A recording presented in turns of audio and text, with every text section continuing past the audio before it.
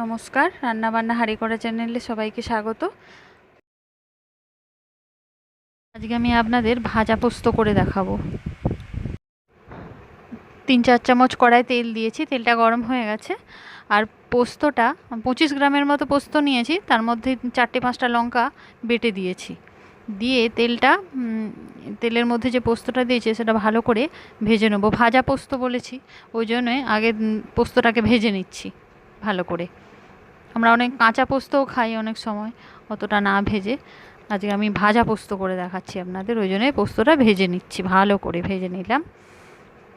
ভাজা হয়ে গেছে। এরপর যে আলু ভাজার মতো কেটে কেটে রেখেছিলাম, আর একটু ক্যাপসিকাম দিয়ে দিয়েছি। ক্যাপসিকাম দিলেও ভালো লাগে পোস্তটা, ওই জন্য একটু ক্যাপসিকাম দিয়ে দিলাম। দিয়ে ভালো করে আলুটাকে ওর সঙ্গে পোস্তটার সঙ্গে ভাজবো।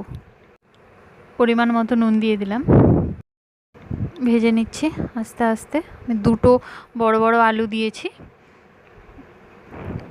ভাজা হয়ে গেছে আলুটা। এর মধ্যে পরিমাণ মতো একটু জল দিয়ে দেবো।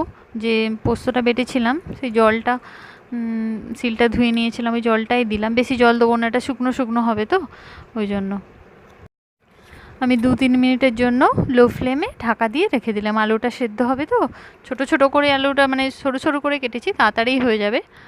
হয়ে গেছে। এবার এটাকে ভালো করে নেড়ে চেড়ে নেবো। এবার আমি নামিয়ে নিচ্ছি। আর এই রান্নাটা আমি শাশুড়িমার কাছ থেকে শিখেছি। এটা সাধারণত বাঙালদেরই রান্না। আর এটাকে যদি আরও একটু ভালো করে খেতে চান তাহলে একটু কাঁচা তেল দিয়ে নেড়ে চেড়ে নামিয়ে নেবেন, আর ভালো লাগবে খেতে। ভিডিওটি ভালো লেগে থাকলে লাইক, শেয়ার, সাবস্ক্রাইব করবেন।